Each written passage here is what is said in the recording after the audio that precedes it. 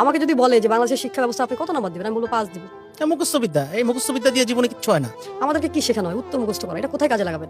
আপনাকে আমি যদি বলি যে বঙ্গবন্ধু কত সালে পৃথিবীতে এসেছে, কত সালে গিয়েছে, এটা আমার লাইফে কি ইম্প্যাক্ট ফেলে? কিছু হবে না, এইসব জেনে এই লাভ সাল হবে আমি না। মুখস্থ করে কি করবো? রবীন্দ্রনাথ কত সালে কি করেছে, তার কয়টা বই আছে, ঘোড়া নাকি শেষের কবিতা, লাভ কি আমার জীবনে? প্রশ্ন করা শেখায় না। বাট আপনি দেখেন, যেখানে যান, ইউটিউবে গেলে আপনাকে প্রশ্ন করতে হবে, চ্যাট জিপিটিতে গেলে প্রশ্ন করতে হবে, জীবনে যা চান প্রশ্ন করতে হবে। আপনি কোনো কিছু জানতে চাইলেই প্রশ্ন করতে হবে। সো উইদাউট কোশ্চেন আপনি কিভাবে বড় কিছু হবেন? আপনি শুধু অ্যান্সার খোঁজেন, মুখস্থ করেন। ক্রিয়েটিভ হবে কখন জাতি? অথচ উন্নত বিশ্বের দিকে তাকান, এই সিস্টেমই নেই। আমাদের যে শিক্ষা ব্যবস্থা এখনো চেঞ্জ হয়নি।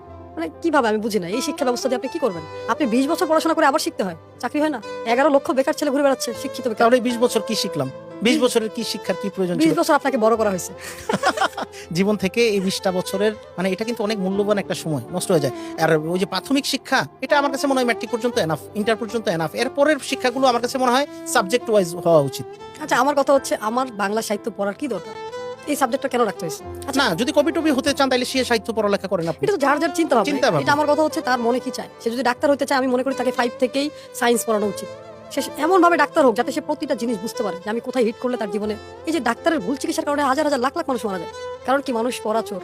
সে ডাক্তারি শিখতে যেও চুরি করছে, পড়ে নাই। মুখস্থবিদ্যা মুখস্থ করেছে, পড়ার জন্য উত্তর দিয়েছে, এখন মনে শেষ। থাকতেছে না, এখন আর মনে থাকতেছে না। কারণ সে যদি প্র্যাকটিক্যালি করতো। আচ্ছা আমাকে বলেন, এমবিবিএস করার পরে আবার ইন্টার্নি করতে হবে কেন? তার জীবন থেকে কতগুলো সময় নষ্ট না? তাহলে এমবিবিএস এ কি শিখাইলো তাকে? মাস্টার্স পাস করে আবার কম্পিউটার কেন শিখতে হবে? মাস্টার্সের ভেতরেই থাকতো ওই সাবজেক্টগুলো, এই যা যা দরকার এই সাবজেক্টগুলো। 20 বছর শেখার পর ইংলিশ বলতে পারি না আমরা, হুম। তাহলে কি ইংলিশ শেখায়? এই শিক্ষা ব্যবস্থা আমাদেরকে শেখায় দাসত্ব। বিবিএ করার পরে সে চাকরি খোঁজে, তাহলে তার বিজনেস লার্নিং নেওয়ার কি দরকার? মানে আমি যখন এই প্রশ্নগুলো বলে, সবাই বলে যে আপনি কি প্রশ্ন করেন এগুলো? এটা তখন মানুষের কাছে উল্টা মনে হয়। বাট আমি যেটা বলছি ইটস রাইট, কারণ আপনাকে সমাজ এমন ভাবে ট্রেন করছে, আপনার জীবনটা ধ্বংস করছে।